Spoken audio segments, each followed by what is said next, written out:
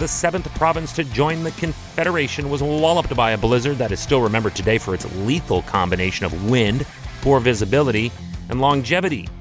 And also for the fact that it was hammered by a huge snowfall total.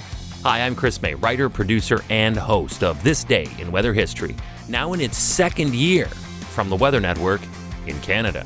So from February 22nd through the 26th of 1982, a legit criteria-satisfying blizzard swept through Prince Edward Island, bringing 60 centimeters of snow, 100 kilometre-an-hour wind gusts, and wind chills in the minus 35 range.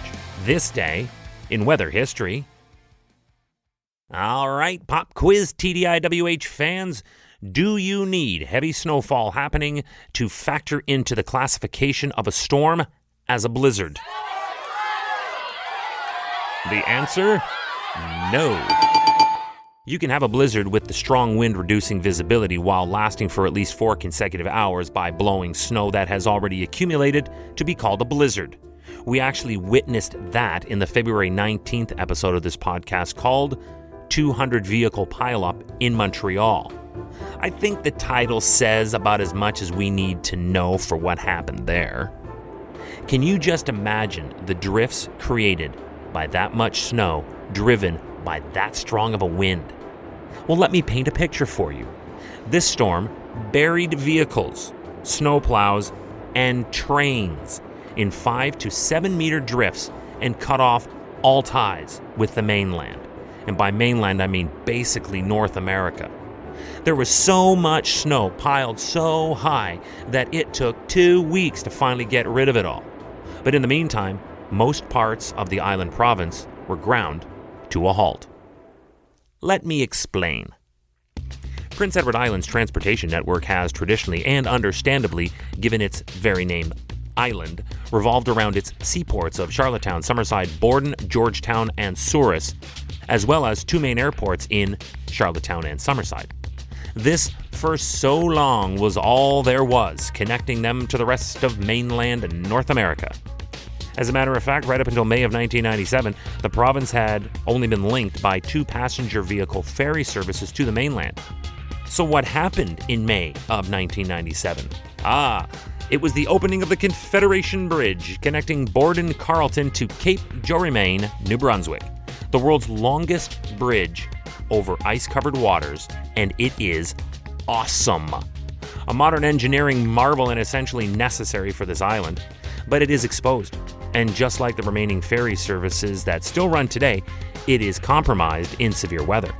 A blizzard will shut it down, cutting off the 104th largest island in the world and Canada's 23rd largest island from the rest of the continent. PEI has some of the most variable day-to-day weather in Canada. Anyone there who says, quote, "If you don't like the weather, give it a moment, it'll change," they're actually telling the truth. The wind chill I mentioned that made it feel into the mid-minus 30s is way off base for this province. On average, the winter months of January and February boast normal daytime highs of -3. That's about 26 Fahrenheit. That is some of the mildest of all areas in Canada, save maybe for Vancouver Island, perhaps, and the BC Lower Mainland. The yearly average for snowfall in PEI is only 285 centimeters, so therefore this storm dropped close to 1/5 of the total annual in one go.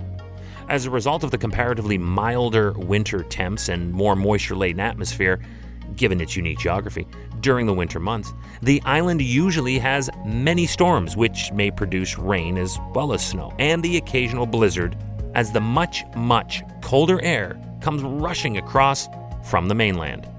And this was all that and more when this blizzard moved in and effectively took out Prince Edward Island on February 24th, 1982, this day in weather history. Hey, do you like the podcast? We'd love to hear from you. If you have an idea, go right now to wherever you're listening to me and rate us if you would, please. It's on a 5-star system, and we would love as many stars as you can afford. So rate us, but then also review us. This way we can always stay on top of how you'd like to see the show evolve.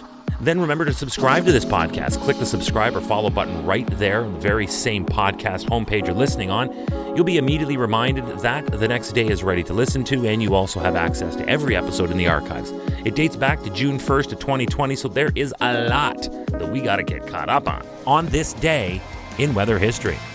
Tomorrow is February 25th, and back in 1991, black rain fell for more than 10 hours in southeastern Turkey, causing, understandably, a lot of panic among its people. Black Rain sounds like a goth metal band, but I digress. Look, tomorrow we will get to the bottom of this on this day in weather history with me, your host, Chris May.